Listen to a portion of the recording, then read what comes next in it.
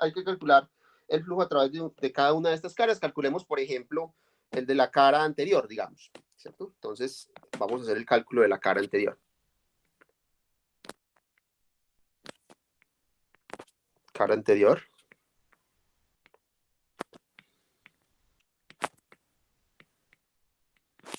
Perdón. Este de la cara anterior. Si yo pegar esto, copiar y pegar mejor. Vamos a hacer este cálculo.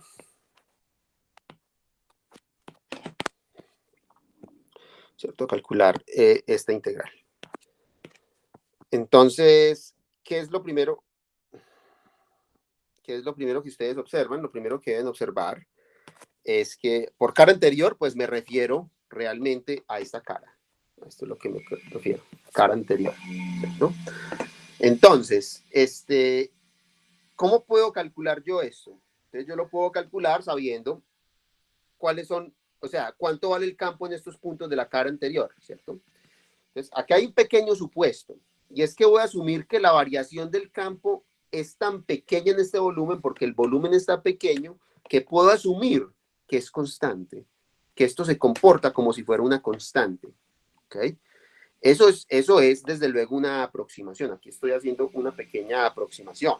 Puedo asumir que el campo vectorial es constante porque el volumen es muy pequeño. Ahora, el campo vectorial en esa cara corresponde a X más delta X medios.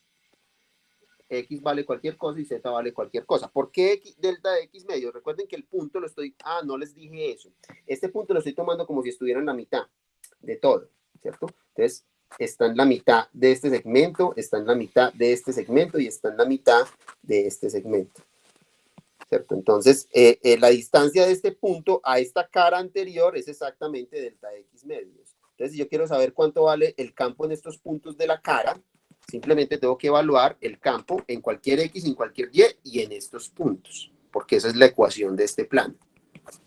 ¿Ok?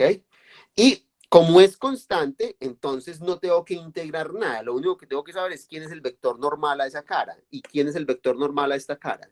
¿Quién me dice? ¿Cuál es el vector normal a esa cara?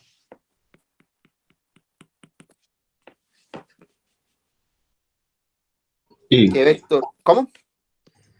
Y. Y. Es Y. ¿Cierto? Y simplemente tengo que multiplicar por el área de la cara. ¿Cuál es el área de esta cara?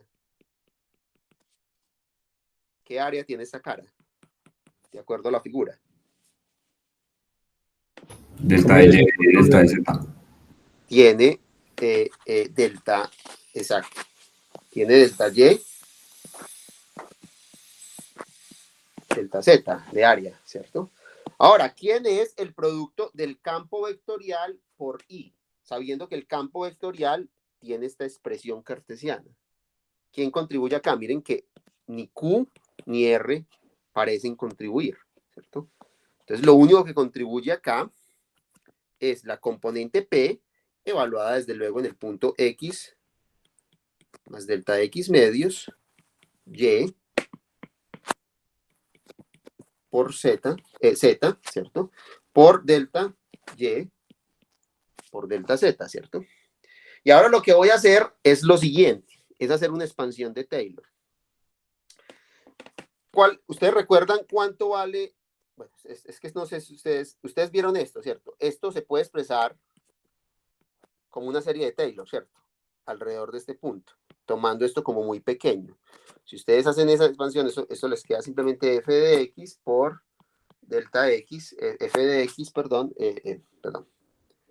O sea, lo que voy a usar es lo siguiente, que si usted tiene una función evaluada en algo que es muy pequeño, esto se puede evaluar como una serie que simplemente evalúe la derivada de esto en x sobre n factorial por el delta x a la n.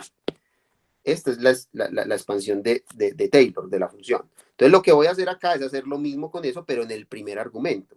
Entonces, de acuerdo a la expansión de Taylor, esto simplemente es el valor de P en el punto X, Y, Z. Y la primera corrección involucra la derivada parcial de P con respecto, en este caso, a X, porque solamente me interesa la variación en el primer argumento, evaluado en el punto X, YZ, todo por el delta X medios, y aquí van a aparecer otros términos. Los otros términos son términos de grado superior. Yo los voy a designar como colectivamente así porque no me van a importar. Ya van a ver por qué no importan. No van a importar en el cálculo. Todo por delta Y de Z. Delta Y de Z, ¿cierto? Estos términos de acá, debo decirles, son términos que involucran a potencias como delta X a la 2 sobre 2 a la 2, delta X sobre 2 a la 3, etcétera. Y no me van a importar en el cálculo porque yo voy a tomar un límite cuando el volumen tiende a cero, es decir, cuando el delta X tiende a cero.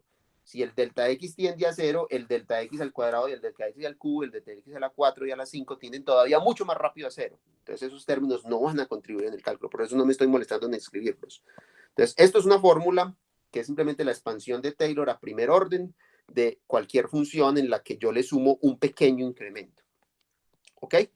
Muy bien, eso me da a mí entonces la de la cara anterior. Hagámosle la de la cara posterior para simplemente ver cuál es la contribución de estas dos. Yo solo quiero que vean ustedes la contribución de estas dos. Entonces hagamos lo mismo con la cara posterior. Aquí como un saludable ejercicio, como para entender qué es lo que está ocurriendo, ¿ok?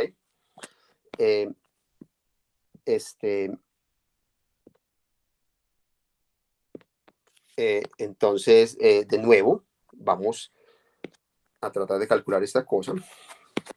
Entonces, una vez más, el argumento es idéntico al anterior, ¿cierto? Estoy asumiendo que el volumen es tan pequeño que el campo no está variando mucho en este volumen y por lo tanto el campo se puede asumir que sale de la integral, es constante y solo hay que integrar el área, ¿cierto? Entonces, en ese caso, como estamos en la cara posterior, al F lo estamos evaluando no en X más delta X, sino en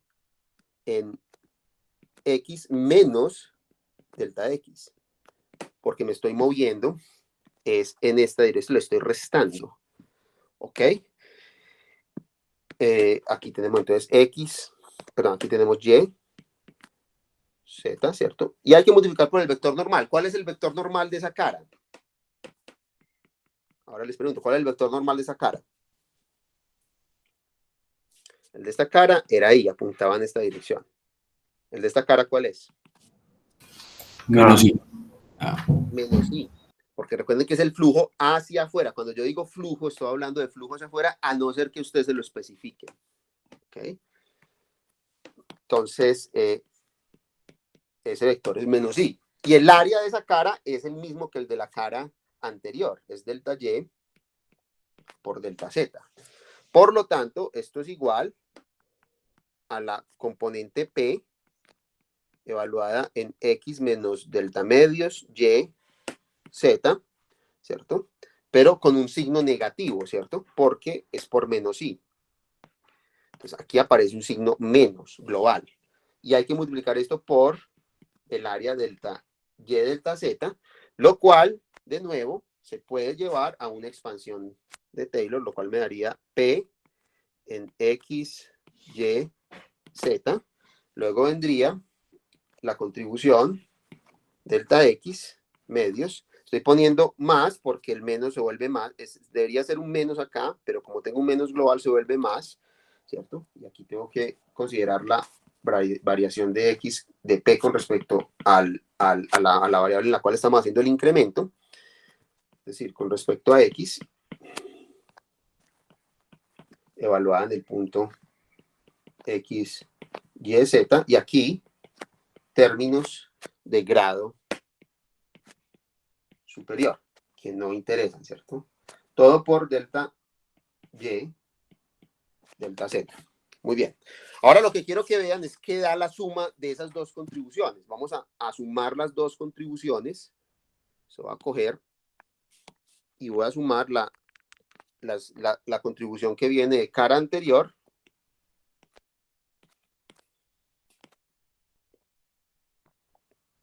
¿Cierto? Más cara posterior. Es ahí donde vamos a encontrar el patrón. ¿Listo? Entonces usted va a sumar estas dos contribuciones. Perfecto, entonces sumémoslas. cuando yo integro a mi campo, ¿cierto? Que sería este campo de acá. Cuando yo calculo estas dos contribuciones, ¿qué estoy obteniendo yo como respuesta? Si yo las sumo. Entonces miremos las dos respuestas. ¿Y quién se está cancelando? Miren que se está cancelando este P con este P. Y solamente está sobreviviendo este señor y este señor. Y como estamos dividiendo por 2, queda exactamente por delta X, ¿cierto? Entonces, lo que esto da es lo siguiente. Esto me está dando, lo voy a copiar acá porque creo que no me va a alcanzar.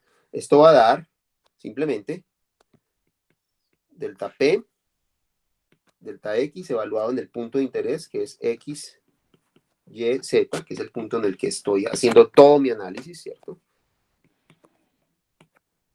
Más términos de grado superior, ¿cierto? Por delta X, delta Y, delta Z. Eso es lo que está dando esa variación. Ahora, ¿qué creen ustedes que me va a dar a mí cuando yo haga el mismo análisis, pero no con la cara anterior y la cara posterior, sino con la cara derecha y la cara izquierda? ¿Cómo va a cambiar en eso el análisis? O sea, ¿qué creen que va a dar si yo hago esas dos cosas? Mejor dicho, si yo hago esto. La derivada parcial de Q respecto a Y y después la derivada parcial de R respecto a Z. Muy bien. Exacto. ¿Sí? Ya están viendo el patrón. O sea, hay un patrón. Y el patrón es el siguiente. Ustedes hacen este de cara derecha y cara izquierda, ¿cierto? Si ustedes intentan hacer este ejercicio, siguiendo exactamente los mismos lineamientos del cálculo anterior, ¿cierto?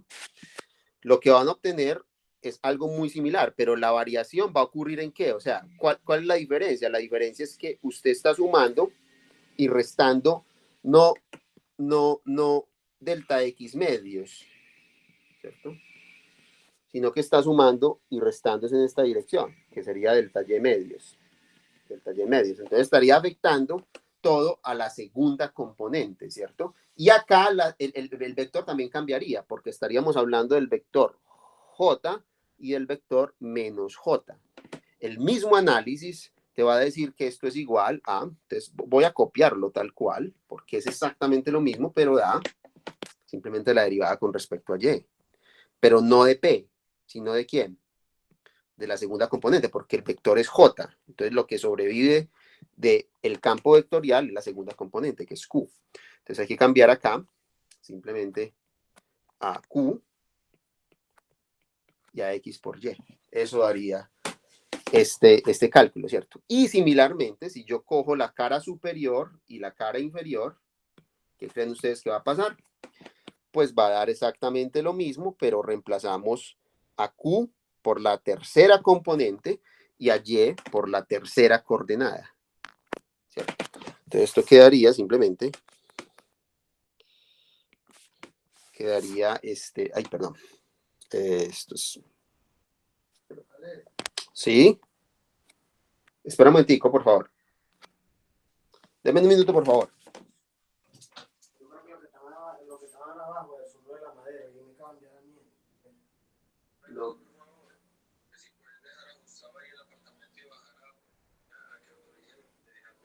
Dile que me llame, pero es que no, era lo dicté, no era otra cosa, una cosa en televisor. Sí. Yo voy a bajar y tomar le digo que le llame, estoy pendiente. Deja la puerta abierta, ¿listo? Qué pena, muchachos. Listo, entonces, vamos a calcular este flujo. Y acá entonces me va a quedar lo mismo.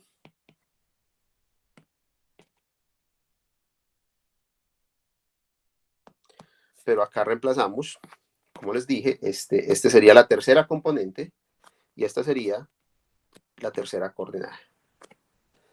Muy bien, entonces esto es lo que me está dando todo. Por lo tanto, ya tenemos una ecuación para el flujo total a través de la superficie de este pequeño volumen delta B. ¿Cuál sería ese flujo?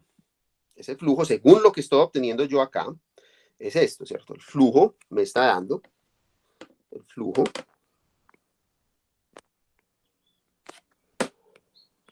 a través de la superficie asociada a ese pequeño incremento de volumen, me está dando simplemente la suma de la derivada parcial de P con respecto a X más la derivada parcial de Q con respecto a Y más la derivada parcial de R con respecto a Z, todo evaluado en el punto de interés,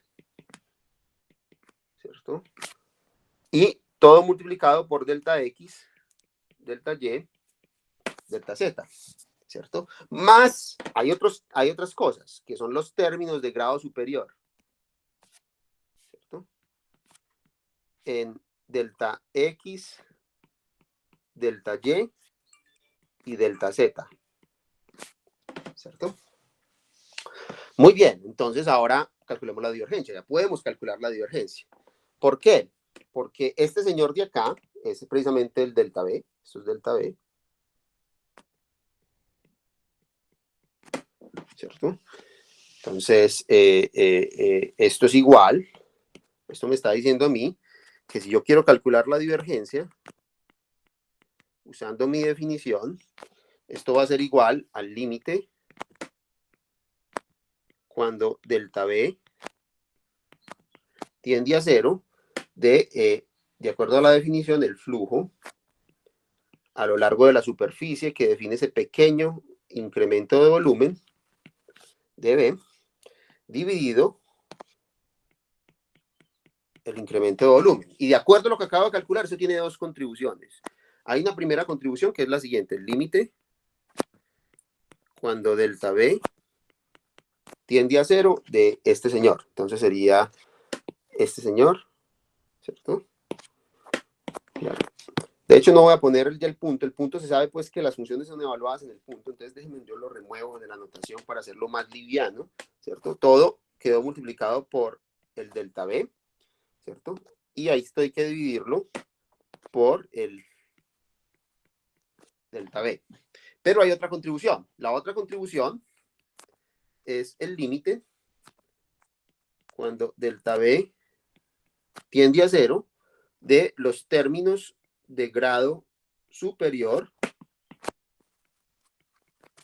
¿cierto? En delta X, en delta Y y en delta Z, ¿cierto? Todo dividido por el delta B. Y aquí lo que hay que observar es lo siguiente. ¿Esto qué me va a dar? A ver, ¿cuánto da este límite? ¿Y por qué?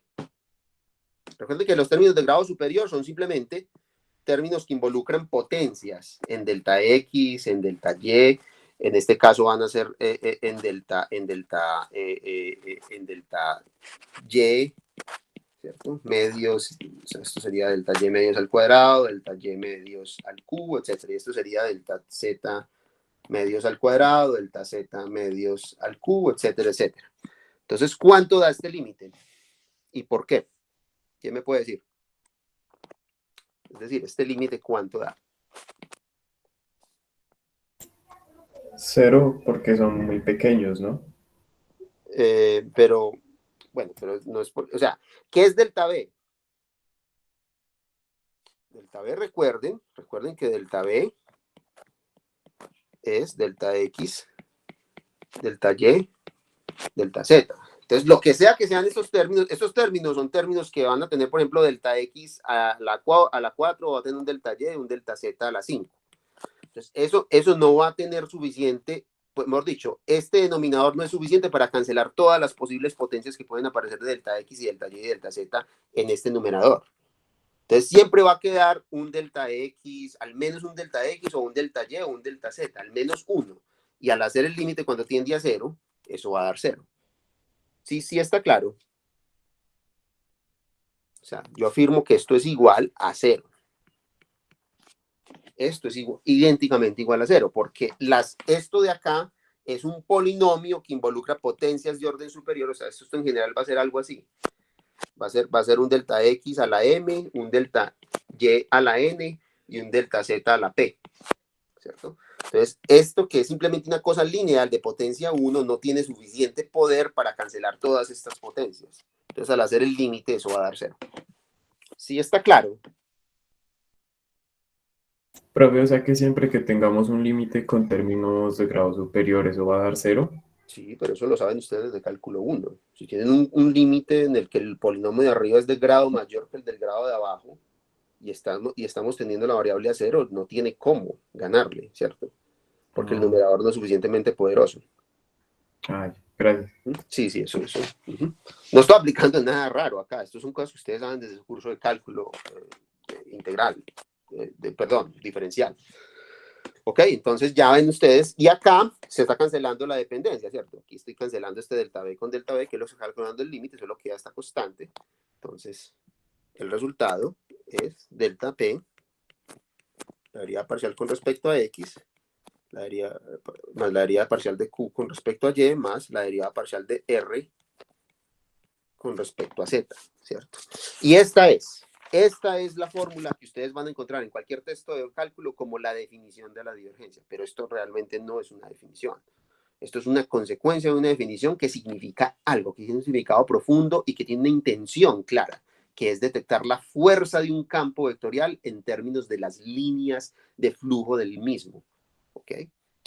Muy bien, entonces esta es la fórmula que van ustedes a utilizar en el texto. Si ustedes quieren ser pragmáticos y prácticos y solamente les interesa resolver ejercicios, esto es suficiente, ¿cierto? Más las fórmulas que voy a escribir a continuación, que son las que lo expresan en otras coordenadas.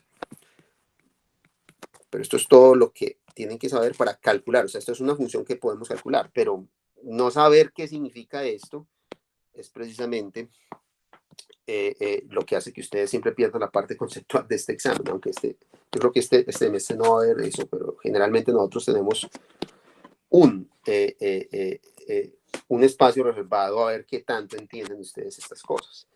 Y eso se evalúa en las preguntas conceptuales del examen. ¿Okay?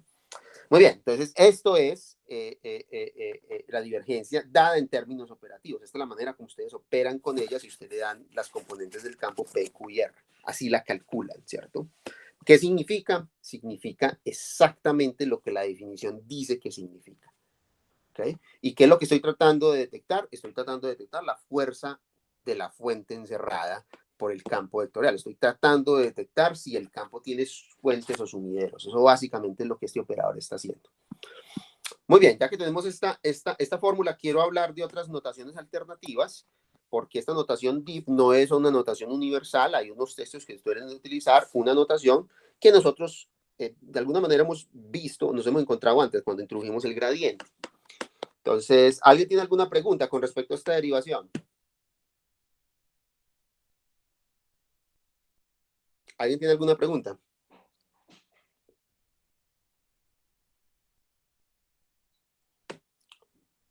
Listo, entonces introduzcamos esta notación que involucra el operador nabla. Entonces, notación. Es una notación también muy usada tanto en ingeniería como en física. ¿Okay?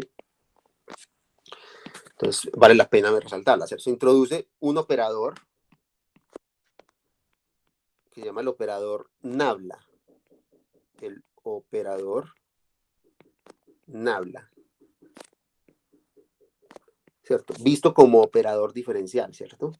¿Cómo se define ese operador? Es un operador que tiene el siguiente efecto. Usted deriva con respecto a X lo que sea en lo que va a operar y lo pone en la dirección del versor unitario Y. Deriva con respecto a Y lo que sea que vaya a derivar y deriva y lo pone en la dirección del versor unitario J. Y lo mismo con la tercera componente y lo pone en la dirección del versor K. Por ejemplo, si este operador le pega una función, lo que obtienes es una cosa que ya conocemos, se llama el gradiente. Pero resulta que si yo miro esto como un vector formal, miren, lo estoy viendo como un vector formal cuyas componentes son operadores diferenciales, yo puedo perfectamente, pues de hecho, permítanme, yo lo escribo de la manera como ustedes escriben los vectores, ¿cierto? Su primera componente es como péguele a lo que sea con la derivada parcial con respecto a X. Su segunda componente es péguele a lo que sea con la derivada parcial con respecto a Y en la dirección del versor J. Y su tercera componente es péguele con Z a lo que sea y póngalo en la dirección del versor K.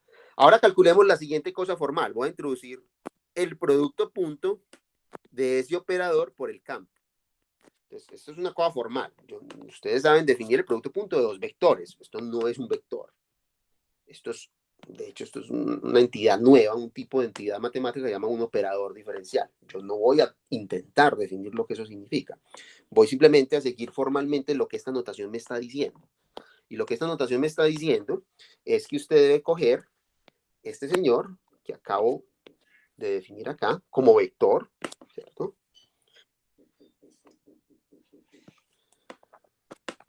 Debo tomar este señor y debo multiplicarlo escalarmente por lo que sea el campo. Digamos que a mí el campo me lo dieron descompuesto en sus componentes P, Q y R, ¿cierto? Y vamos a operar formalmente como ustedes les enseñan a operar cada que veían este símbolo punto, ¿cierto? Entonces, cada que ustedes veían el símbolo punto, ¿qué daba esto?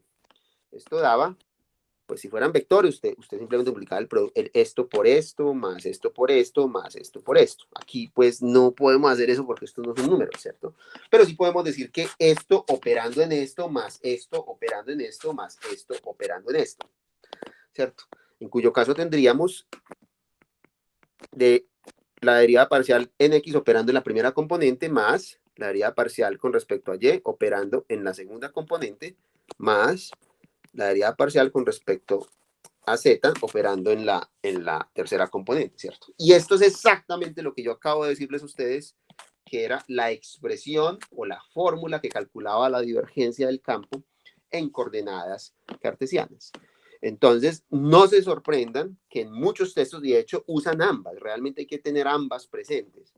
Esta cosa que yo llamé la divergencia se designa así, simplemente como un recordatorio de que es este operador nabla operando en el campo vectorial. Guarden esto, porque el operador que vamos a introducir en la próxima clase, que va a detectar otra cosa distinta, una propiedad distinta en el campo vectorial, también va a tener una expresión similar, formal, usando el cálculo vectorial. Muy bien, perfecto. Voy ahora a dar la expresión de este operador en otros sistemas de coordenadas. O sea, la deducción que yo hice acá era una deducción exclusivamente para coordenadas cartesianas, donde el elemento era una caja. El elemento natural, el elemento que exhibe la simetría de las coordenadas cartesianas, es una caja. Pero si yo tomo el sistema de coordenadas cilíndricas, una caja no es lo más apropiado para tomar. Uno tomaría una de estas cuñas cilíndricas, ¿cierto? Que está hecha de estas hojas pegadas al eje Z, ¿cierto? Está hecha de estos cilindros y está hecha de estos planos, superior e inferior. Y si haces el mismo análisis que hice yo con coordenadas cartesianas, va a llegar a las siguientes expresiones para la divergencia. Entonces, déjenme yo las escribo. Entonces, la expresión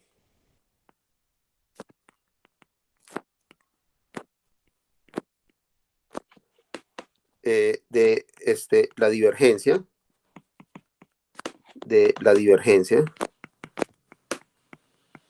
de F en coordenadas cilíndricas y esféricas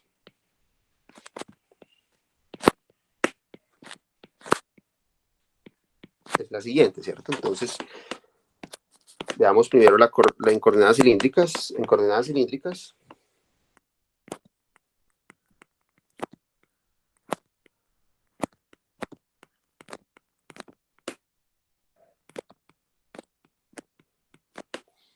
de hecho es un buen ejercicio si quieren hacerlo, si quieren como verificar qué tanto entendieron del cálculo, es un buen ejercicio, ¿cierto? Yo creo que no está en el taller, esto no se pone en el taller, pues.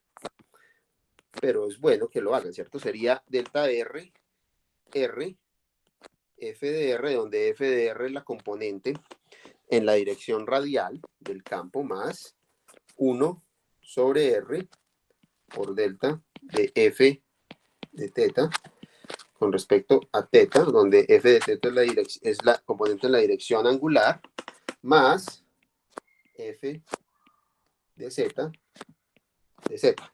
¿Cierto? Esta es la expresión que ustedes van a usar. De hecho, pues es mucho más usual, pues en ingeniería, tener esta expresión, porque los problemas de ingeniería casi siempre tienen simetría, ya bien cilíndrica o esférica, y no esta expresión. Es muy raro el ejercicio que uno resuelve usando coordenadas cartesianas. ¿Okay? Por eso estas expresiones son más importantes aún que la que acabo de derivar, ¿cierto?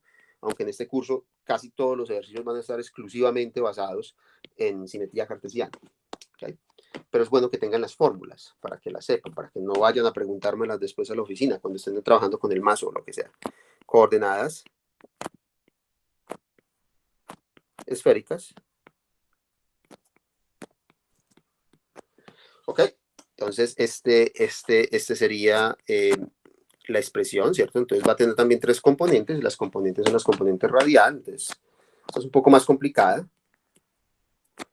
1 sobre ρ al cuadrado de la derivada parcial con respecto a ρ del producto de ρ al cuadrado por la componente radial del campo, ¿cierto? Más, esto no me va a caber, así que yo lo corro un poco para acá. 1 sobre ρ por el seno de phi de la derivada parcial con respecto a phi de el seno de phi por la componente azimutal del campo. Y finalmente, 1 sobre ρ por el seno de phi de la derivada parcial de la componente polar del campo con respecto a z. Esas son las versiones alternativas que hay de la divergencia en otros sistemas coordenados, ¿cierto? Y hay más. Yo no estoy escribiendo más, pero cada sistema curvilíneo que uno conciba en el espacio tiene su propia expresión de la divergencia. ¿Okay? Hay una expresión general que yo puedo calcular, hay una expresión unificada que uno puede escribir para todos los sistemas de coordenadas curvilíneo, pero acá no desarrollamos eso, no dimos una clase sobre coordenadas generalizadas, entonces no la voy a escribir, ¿cierto? Muy bien, ya con la divergencia dada, ¿cierto? Tenemos entonces todos los ingredientes para formular y no probar el teorema de la divergencia. La prueba de este teorema es difícil, entre comillas, depende de qué tanto vocabulario desarrolles. La prueba se hace, la prueba más económica, digamos, se hace usando el lenguaje de las formas diferenciales. Entonces, el precio que hay que pagar es que hay que aprender mucha más matemática para poder probarlo. Pero una vez uno tiene ese vocabulario desarrollado, la prueba es esencialmente un cálculo. Eso es lo bonito, ¿cierto? Que si el lenguaje es suficientemente poderoso y versátil, las demostraciones se convierten en cálculos directos. ¿Okay? Sin embargo, con lo que tenemos en el curso no es suficiente para probar este teorema, ¿cierto? Entonces yo simplemente lo voy a formular. Este es el héroe de la historia. Y el primer Profe, teorema... Sí, dime. ¿me podría volver a mostrar un segundito la otra página? Que es que hay Claro. unas letricas muy chiquitas. Ah, sí. La parte de abajo. Gracias. Uh-huh.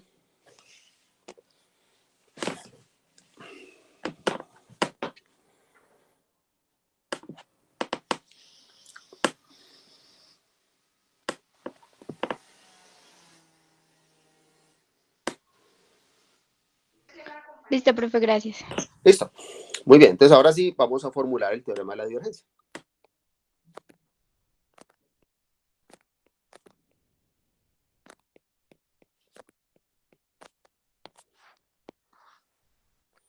El teorema de la divergencia dice así. Entonces, supongamos que yo tengo sea F, un campo vectorial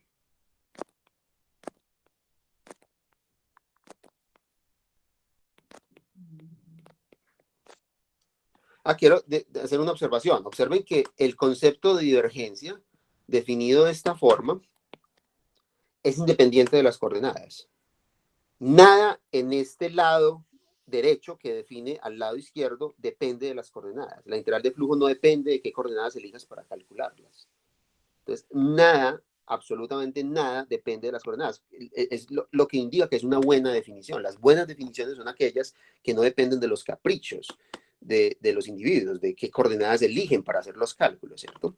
Definir la divergencia de este modo es una mala definición. Esto es lo que yo llamaría una mala definición.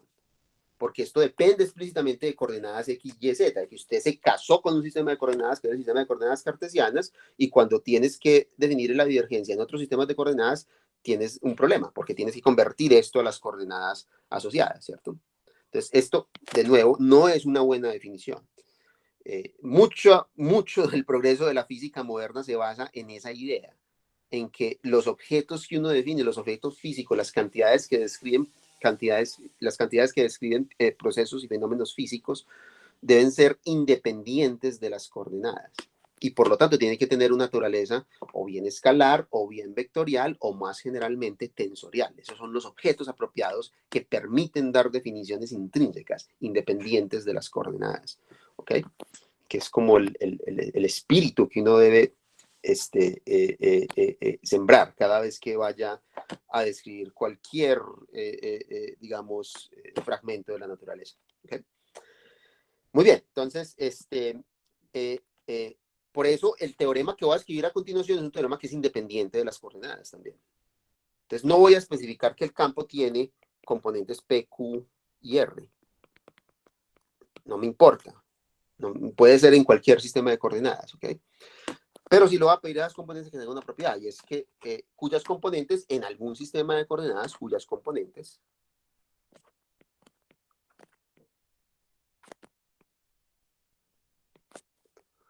tienen primeras, derivadas parciales,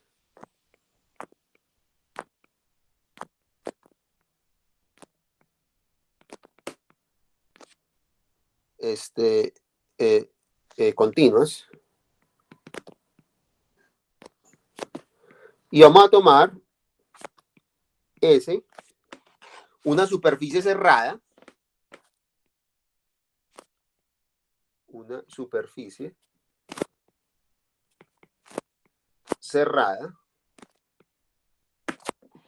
orientada,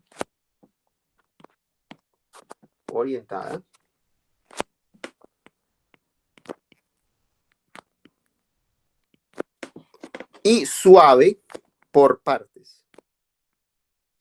Entonces recuerden que yo no quiero excluir cosas como las que utilicé, en la derivación de la fórmula de la divergencia, que es la superficie de un paralelepípedo, que tiene unas singularidades en las aristas. Esa superficie no es suave. Ahí yo no puedo dibujar tangentes en las aristas, ¿cierto?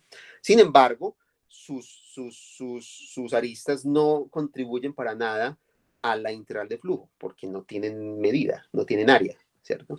Entonces, quiero que sea suave únicamente por trozos o por partes, ¿okay?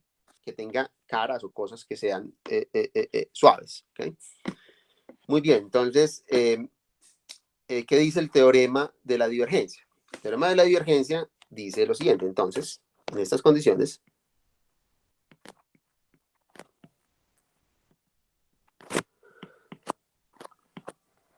yo puedo calcular el flujo a través de la superficie que me dieron.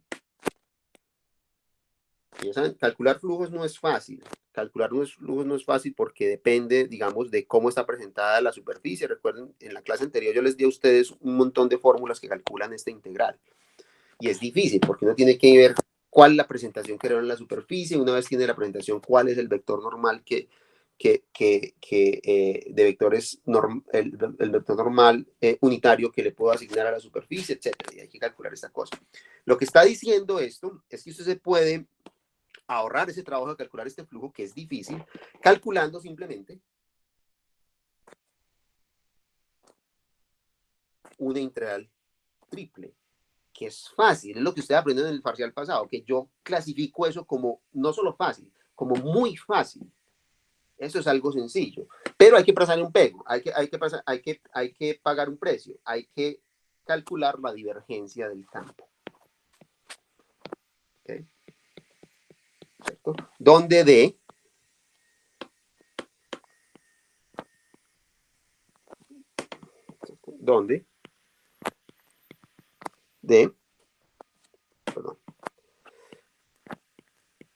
donde D es la región encerrada por la superficie.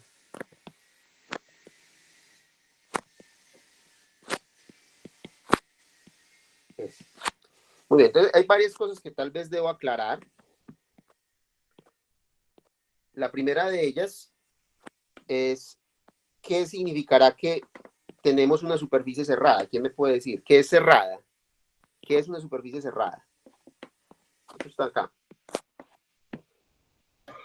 Con los puntos frontera. No, precisamente sin puntos frontera. Cerrada es una cosa...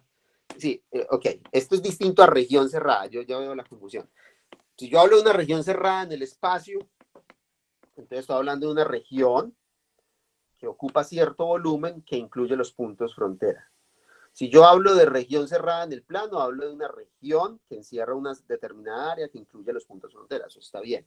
Pero superficie cerrada básicamente quiere decir que no tiene frontera, que es una superficie que tiene esta propiedad. Pues no es una superficie que tenga frontera. Esto, por ejemplo, no es una superficie con frontera. Pero si yo dibujo, digamos, el hemisferio norte de una esfera, esto tiene una frontera.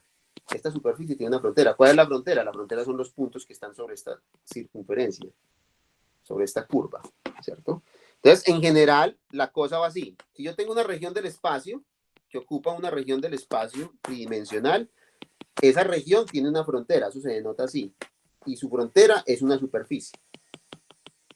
La frontera es una superficie, y esa frontera a su vez no tiene frontera, porque si yo tomo la frontera de la superficie, eso me va a dar vacío, no hay frontera. Eso es un indicativo de que tomar frontera dos veces da cero. O sea, a ver, como en geometría euclidiana es fácil. Suponga que usted está hablando de planos, de rectas y de puntos. Si usted tiene un plano limitado, un plano, ¿cierto? La frontera, digamos que el plano es infinito en una dirección. Entonces, la frontera de este plano infinito son estas dos líneas infinitas, ¿cierto? Y la frontera de estas dos líneas infinitas es cero. Las dos líneas, la recta real no tiene frontera, ¿cierto? Entonces, y lo mismo, si usted toma una línea finita, la frontera de esta línea finita son estos dos puntos. Y la frontera de estos dos puntos es cero. Pues nada, es el vacío, ¿cierto? Entonces, la frontera de la frontera siempre es cero. Entonces, la manera como ustedes deben imaginarse este teorema es que ustedes siempre van a dar una región encerrada en el espacio tridimensional y les preguntan por la frontera de esa región. Entonces, lo que está diciendo eso es que el flujo de cualquier campo vectorial con ciertas propiedades buenas sobre esa frontera de esa región es igual a calcular la integral de volumen sobre la región, pero no pues, de algo auxiliar que es la divergencia. Una manera sugestiva de escribir esto, si quieren yo lo escribo así, es esta. Yo creo que voy a hacer esto, el lunes voy a explicar un poquito como la filosofía detrás de estos teoremas integrales y cómo sería una manera natural de unificarlos.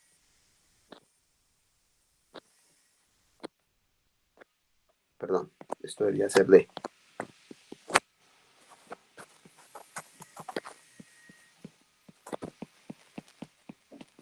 Entonces, yo quiero que vean como el papel dual que juegan este operador frontera y este operador diferencial. De alguna manera, si usted está integrando sobre la frontera de alguien, y esto va a ser el principio general, integrar sobre la frontera de alguien es integrar sobre ese alguien, pero aplicarle un operador que es dual a la frontera, al algo que estás integrando, al integrante. En este caso, el operador de dualidad es la divergencia. En la próxima clase vamos a integrar sobre la frontera de una superficie, que es una curva, un campo vectorial. Y vamos a obtener una integral doble sobre la superficie de alguien pegándole el campo vectorial. Ese alguien va a ser el rotacional. Entonces, yo quiero que vean como la filosofía es una dualidad que existe entre tomar frontera y hacerle algo al integrando. Ese algo tiene que estar representado por una especie de operador diferencial. En este caso, el operador diferencial es esta divergencia que tiene un significado preciso, que es digamos, algo que uno introduce para poder detectar las fuentes de los sumidores del campo. En la próxima clase introducimos el rotacional, que va a ser algo que voy a introducir para detectar qué tantos remolinos tiene el campo, qué tanto circula el campo vectorial. Por eso algo tiene que ver con integrales de línea. ¿Okay? Entonces, esto es un punto de vista que voy tal vez a glorificar un poco más cuando, en la próxima semana, ¿okay? Cuando esté haciendo los talleres. por el momento, entonces, solamente me interesa que entiendan como la naturaleza dual, ¿cierto? Aquí hay una región, aquí está su frontera, entonces integrar sobre esa frontera es lo mismo que integrar sobre la región de un operador, un cierto operador diferencial, haciéndole algo al integrante. ¿Okay? Muy bien, perfecto. Entonces, tal vez debo resaltar una cosa, y es que todo lo que significa, cuando yo estoy hablando de flujo, ¿cierto? Entonces, estoy hablando de flujo hacia afuera. Este teorema está escrito de tal manera que este lado derecho siempre significa flujo hacia afuera. O sea, que el normal tiene una elección canónica, que es la más. Es el normal que siempre apunta hacia afuera de la superficie, que es cerrada. Eso tiene todo el sentido. Porque cuando una superficie es cerrada, tiene sentido hablar de una adentro y de una afuera de la superficie. Entonces, esto siempre es el flujo hacia afuera. ¿Okay? Muy bien, entonces veamos ejemplos. Yo creo que lo que se viene ahora es tratar de, si alguien tiene alguna pregunta con respecto al enunciado, pues podemos tratar de solucionarla ahora o pasamos a ejemplos. ¿Alguien tiene preguntas? Sí, profe, yo tengo dos preguntas. La parte, lo que acabo de decir, como el flujo hacia afuera, o sea, Sí. ¿podría explicaros una vez más? Como el... Sí, que O sea, por convención, bueno, yo creo que es mejor escribirlo. Vale la pena escribirlo. Venga, yo lo escribo.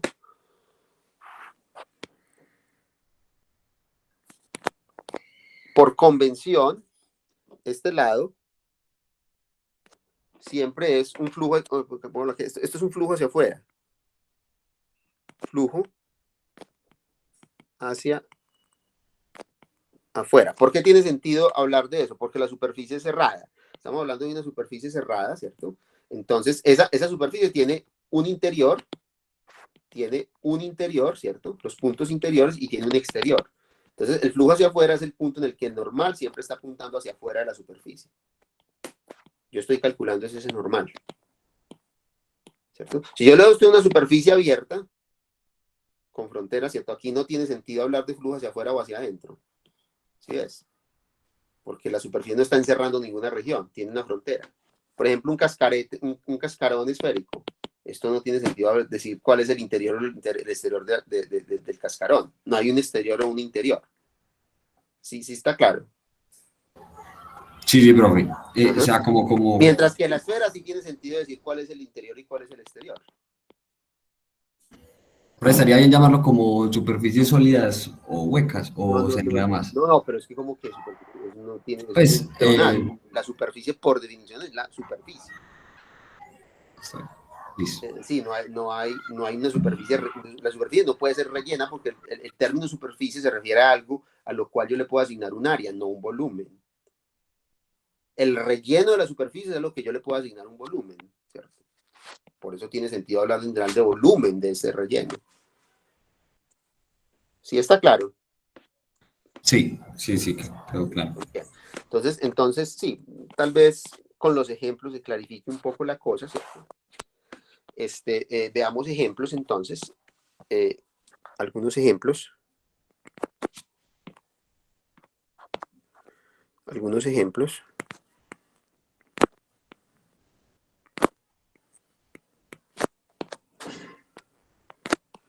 Muy bien, entonces,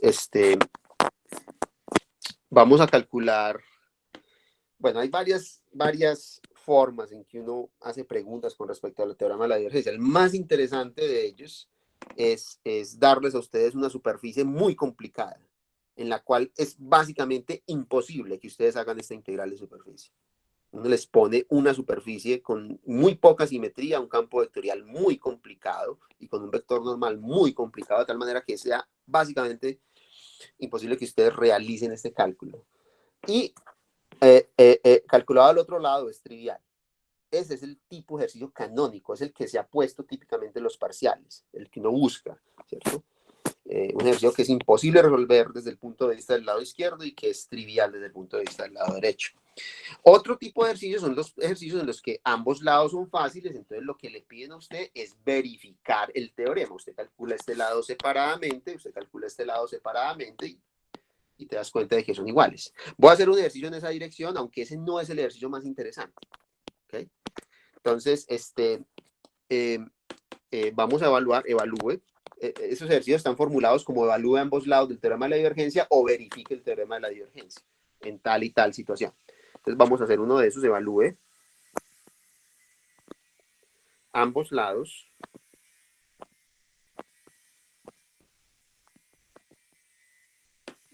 de la ecuación,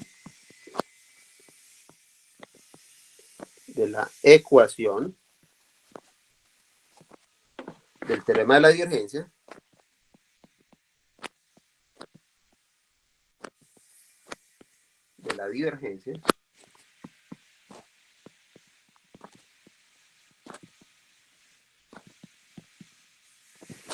¿cierto? Para el siguiente campo vectorial, para el campo vectorial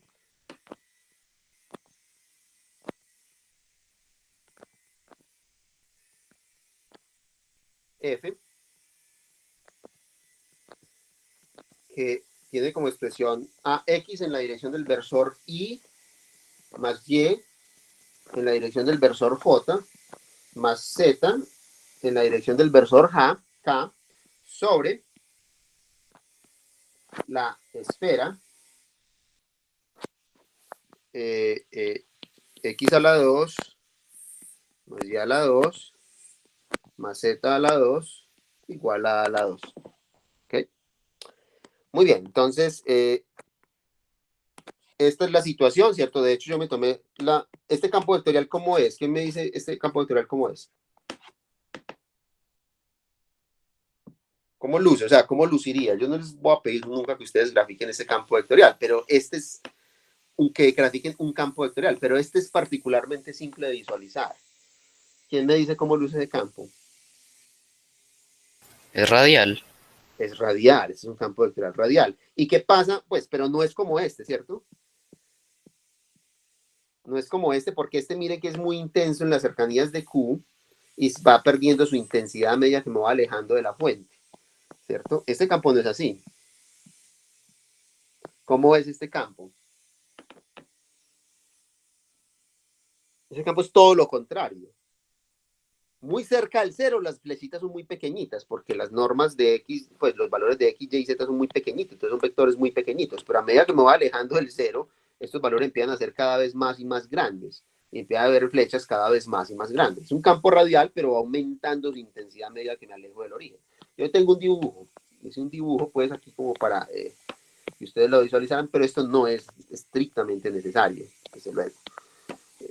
Repito, yo a ustedes nunca les voy a pedir que grafiquen un campo, que grafiquen un campo vectorial en ningún contexto y en ninguna situación, ¿ok? Es más o menos esto, ¿cierto? Esto es más o menos un campo vectorial. Este campo vectorial luce así. ¿Okay? Entonces es un campo que empieza con flechitas muy pequeñitas, ¿cierto? Y van aumentando su tamaño a medida que me voy alejando del origen, ¿cierto? Muy bien, entonces es un campo que claramente tiene una fuente. Esa fuente es el origen, ¿cierto? Tiene la topología o la forma de un campo eléctrico, de hecho. Lo que pasa es que no es exactamente el campo eléctrico, porque el campo eléctrico es inversamente proporcional al cuadrado de la distancia. Entonces habría que normalizar esto con una norma acá, ¿cierto? Al cuadrado, para que me dé un campo eléctrico. Pero tiene la forma del campo eléctrico en el sentido de que tiene claramente una fuente, que es el origen, ¿cierto? Muy bien, entonces este campo va a tener divergencia. Yo ya de antemano, sin hacer ningún cálculo, yo sé que la divergencia de este campo va a ser distinta de cero. Porque este campo claramente está divergiendo a partir de algo. ¿Ok? Muy bien, entonces ahora, como me están pidiendo es evaluar ambos lados, entonces voy a calcular este lado separadamente de este lado. Voy a calcular primero el lado más molesto siempre, que es el lado de la integral de superficie. Y eso se puede hacer de muchas maneras. ¿Cuál creen ustedes que es la mayor manera de hacer eso en este contexto? Hay varias maneras de hacerlo. Coordenadas esféricas. Esa es una manera, ¿cierto? Pero en este caso, como el campo es tan simple, miren que las expresiones son tan simples, se puede hacer también con la ecuación explícita. Entonces, como yo ya hice un ejercicio de estos con coordenadas esféricas, déjenme, yo se los hago con coordenadas, con la superficie definida implícitamente, para que vean cómo funciona. Sobre todo lo que tiene que ver con los signos del normal. ¿cierto? Entonces, si lo hago así, entonces tengo que presentar mi superficie como tal, y yo la voy a presentar como tal. Voy a suponer que mi superficie está presentada implícitamente como una cierta función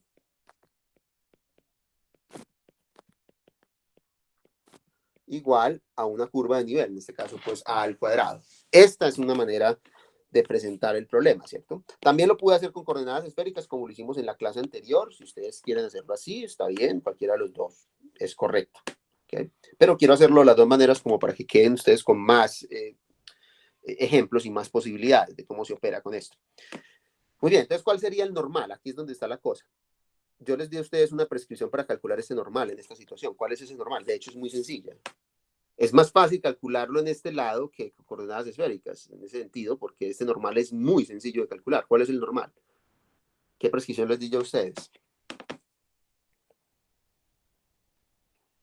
Miren la clase de ayer, eso está en la clase de ayer. ¿Mm?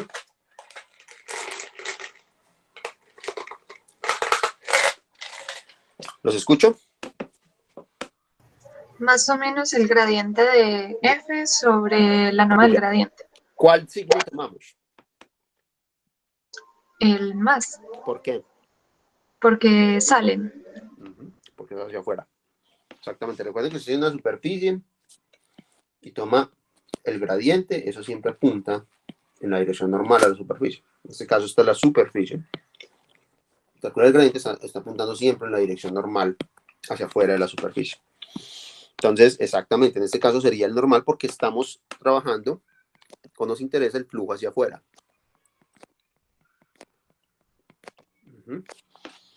Muy bien, ese gradiente es fácil de calcular. Ese gradiente da, el gradiente da 2, de hecho 2 en todos, sale el factor común, x en la dirección de y más y en la dirección de j más z en la dirección de k, y hay que dividir por la norma.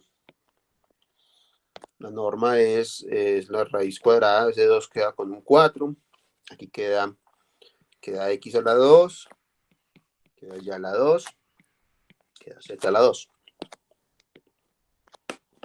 ¿Ok? Y, bueno, pero esto es muy sencillo. ¿Esto qué es? Ese x a la 2 y ya a la 2, que parece tan molesto, ¿qué es? A la 2. Entonces a la 2. Esto es a la 2, porque estamos sobre la esfera. O sea, yo estoy calculando el normal en los puntos de la esfera. En los puntos de la esfera, cada que yo vea x2 más y2 más z2, lo puedo reemplazar por a la 2. Entonces esto es igual, simplemente, a ¿qué? Esto es igual a, esto me queda, a ver, este sale un 2, ¿cierto? Se cancela con ese 2, y simplemente me queda x en la dirección de y más y en la dirección de j más z en la dirección de k, todo dividido por a, ¿no?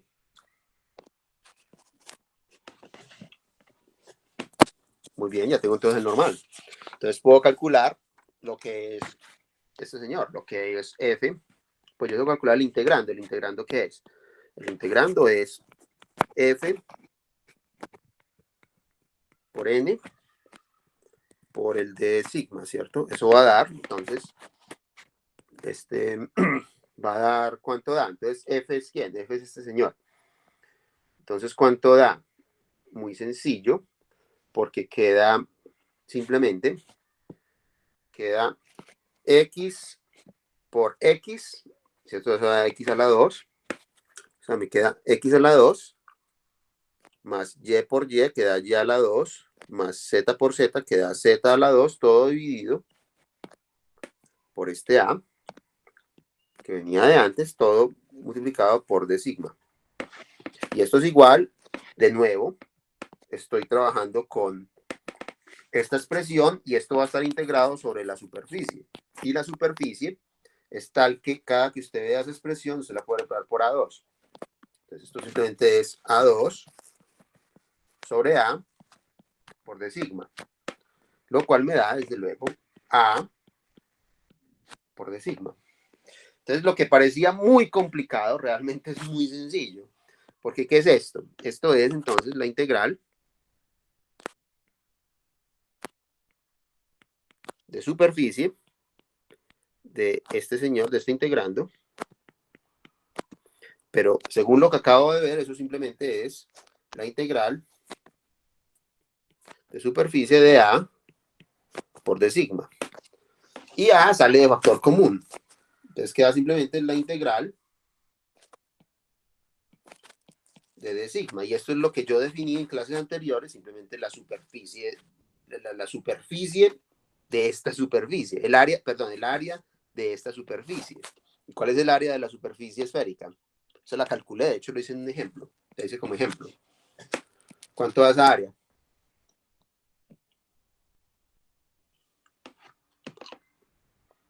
¿Alguien recuerda? ¿Cuánto es el área de la superficie? 4πr cuadrado. 4π al cuadrado. Por R, pues en este caso R es A, por el radio al cuadrado. O sea que esto es igual a 4pi por A al cubo. Eso es lo que me está dando a mí ese flujo. Listo. Muy bien, entonces no fue tan malo, ¿cierto? No estuvo tan mal, no fue tan horrible calcular la integral de superficie, que es generalmente lo que es horrible cuando está verificando el teorema de la divergencia. Ahora hagamos el otro lado. El otro lado, sea lo que sea, me tiene que dar lo mismo. Entonces, vemos por calcular la divergencia. La divergencia acá es muy sencilla. O sea, muchachos, cuando estén en el parcial, esperen algo así, como este ejemplo. Todo tiene que ser directo. Nosotros no nos vamos a poner una cosa muy complicada. Tiene que ser una cosa directa. Si no le está saliendo directo, ustedes están cometiendo un error. ¿Ok? Entonces, calculemos la divergencia. Entonces, la divergencia simplemente calcule la derivada con respecto a x de la primera componente. La primera componente del campo es x, ¿cierto? Más la derivada parcial con respecto a y de la segunda componente, que es y, y la derivada parcial con respecto a z de la tercera componente, que es z. Esto da, por supuesto, 3. Exactamente igual a 3 porque cada una de estas contribuye con un 1. Por lo tanto, la integral triple también es muy sencilla. La integral triple también es muy sencilla porque la divergencia fue constante. Entonces hay que calcular una integral de volumen donde D es la región encerrada por la esfera, es la bola rellena. ¿Cierto? Entonces esto es igual ¿a quién? A la integral triple sobre esa bola rellena de 3 veces el volumen. Como el 3 es constante, sale de la integral. Entonces, solo hay que calcular el volumen encerrado por la esfera. Y ese lo conocen ustedes. ¿Cuál es ese volumen? ¿Cuál es el volumen encerrado por la esfera? 4/3 de pi por r al 3. O en este caso sería la 3. Muy bien. Entonces se cancela y da 4pi a 3. Luego las dos cosas están dando lo mismo. 100. ¿Okay? Muy bien, ahora vamos con otro, ¿cierto? El segundo ejercicio va más encaminado como al tipo de ejercicio en el que uno piensa cuando va a evaluar este tema, y es un ejercicio en el que ustedes tienen que saber lo que significa y cómo se aplica el teorema de la divergencia. Entonces, es el siguiente. A usted le van a preguntar, no le van a decir, no, la palabra teorema de la divergencia no aparece en ninguna parte del enunciado, y simplemente le van a decir a secas, determine el flujo de este campo vectorial. Y le van a dar un campo vectorial muy complicado o una superficie muy complicada. De tal manera que usted pone a calcular de porfiado, como si fuera una integral de superficie, el cálculo o es excesivamente laborioso o es imposible también. Entonces, veamos el problema. Entonces, voy a preguntar por determine el flujo del siguiente campo. Entonces le voy a dar un campo vectorial. Campo vectorial, se lo voy a dar, va a ser no lineal, en contraste con el ejemplo anterior, que era muy simple, les di un campo lineal. ¿cierto? YZ en la dirección J, XZ en la dirección K, y voy a destinar el flujo hacia afuera a través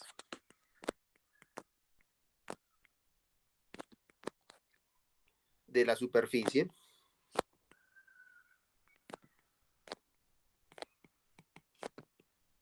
del cubo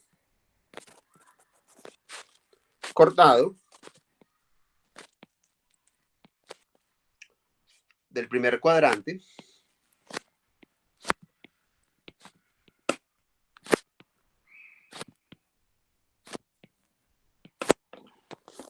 por los planos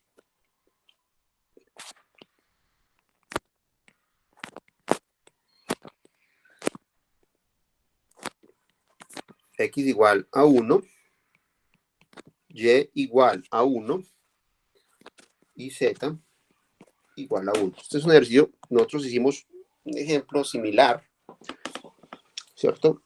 En la clase anterior, en la clase de ayer. Pero entonces observen, miren lo molesto que es calcular la integral de superficie. La integral de superficie, ¿cuánto involucra? ¿Cuánto involucra la integral de superficie? O sea, ¿cuántos cálculos hay que hacer en términos prácticos?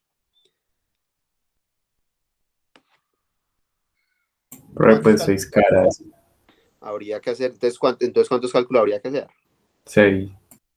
Habría que hacer 6 cálculos, porque hay que hacer un cálculo de cuánto está fluyendo por cada una de las caras del cubo, que son 6 caras. Entonces, esto es un indicativo de que ese no puede ser lo que me están preguntando a mí. Entonces, yo voy a intentar hacer algo más inteligente. Voy a calcular esto usando el teorema de la divergencia. Entonces, si yo uso el teorema de la divergencia, reduzco el problema de calcular integrales de superficie. Esta superficie tiene muchas componentes en su frontera, ¿cierto? Perdón, tiene muchos componentes y por lo tanto es mejor tratar de calcular una integral triple sobre el volumen que cierra un cubo, porque integrar sobre cubos es de las cosas más sencillas que hay, porque los límites son todos constantes. ¿Ok? Entonces, eso es exactamente lo que voy a hacer. Vamos a calcular esto usando el teorema de la divergencia. Y lo primero que hay que saber es cuál es la divergencia de este campo, para poder saber qué es lo que estamos integrando. Entonces, hay que calcular la derivada con respecto a x de la primera componente. La primera componente es xy, más la derivada parcial con respecto a y de la segunda componente, esa es yz,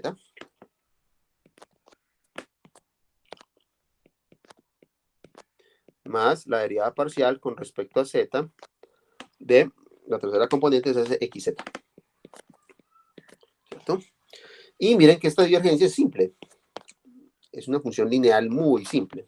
Es la función lineal, eso daría entonces y, pues daría x más y más z, ¿no? X más y más z. Sí, porque esta roja x, esta roja y esta roja, perdón, esta roja y y esta roja z. ¿Ok? Daría esta función. Entonces, ¿cuál es el flujo que me están pidiendo a mí? ¿Cómo calculo yo el flujo que me piden? Entonces, el flujo es simplemente una integral triple. Voy a poner acá en palabras sobre la superficie del cubo.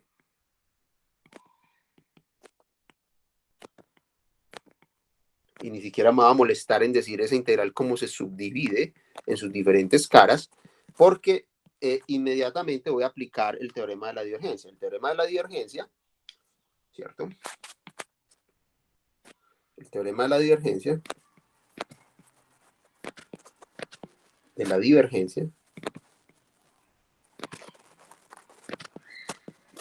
me dice a mí que yo puedo calcular esto tranquilamente como una integral triple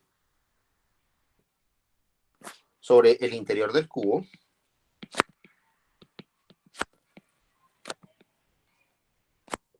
¿cierto? De la divergencia de f de b. ¿Ok? Y ese integral del cubo se integra muy fácil porque el cubo pues está escrito simplemente como la región en la que todas las tres coordenadas están variando entre 0 y 1. ¿Cierto? Y lo que estoy integrando es la función lineal x más y más z. Y el orden de integración es el que ustedes prefieran. Cualquiera sirve. Va a integrar primero con respecto a x, luego con respecto a y, luego con respecto a z. No importa porque estos límites son constantes. Entonces, el teorema de Fubini le garantiza que cualquier orden que tomes es el mismo. Y esto, pues, si ustedes hacen el cálculo, directamente da 3 medios. Entonces, este es el tipo de ejercicio que uno busca. Es un ejercicio donde este sea un cálculo muy laborioso, ¿cierto? En el que cueste mucho hacerlo, y que si ustedes utilizan el teorema de la divergencia se convierte en un cálculo esencialmente trivial y directo. ¿Ok? Profe, siempre va a ser en ese orden, o sea, no va a haber, por ejemplo, algún ejercicio que la divergencia sea difícil y el flujo pues sea más fácil. Lo que pasa es que casi que por defecto, calcular integrales de volumen es más fácil que calcular integrales de superficie. Porque es que el volumen, ustedes ya vieron, o sea, es que la segunda parte del curso es la más fácil de todo el curso, si no se dieron cuenta de eso, porque definir estas regiones es fácil. O sea, en el taller, yo propongo que dejemos esa pregunta para el taller, porque en el taller va a haber diferentes variaciones del mismo tema. Y vamos a ver cómo puedo yo calcular integrales de superficie de cosas incluso abiertas. Miren que si yo tengo una superficie abierta, en principio yo no podría aplicar el teorema de Gauss, porque el teorema de Gauss implica que la superficie sea cerrada. Pero yo voy a poder poner como tapas ficticias, resolverlo utilizando el teorema de la divergencia, calcular un flujo en la tapa ficticia, que debe ser sencillo, y calcular en el fondo la integral de superficie que me piden. Ese tipo de ejercicio está en el taller, para que le den una mirada, y la próxima semana, que vamos a tener talleres, pienso pues como incrustarles a ustedes la idea en esa dirección, cómo utilizar el teorema de Gauss o el teorema de la divergencia de manera eficiente para calcular integrales de superficie, porque ese es en últimas el objetivo de esto. ¿Ok? ¿Sí está claro? Sí, sí. Bueno, ¿alguna pregunta? ¿Alguna otra pregunta? Muchachos, si no hay más preguntas, entonces yo doy por terminada la clase hoy ahí. Y en la próxima clase vemos entonces el otro gran teorema del curso, que es el teorema de Stokes. ¿Okay?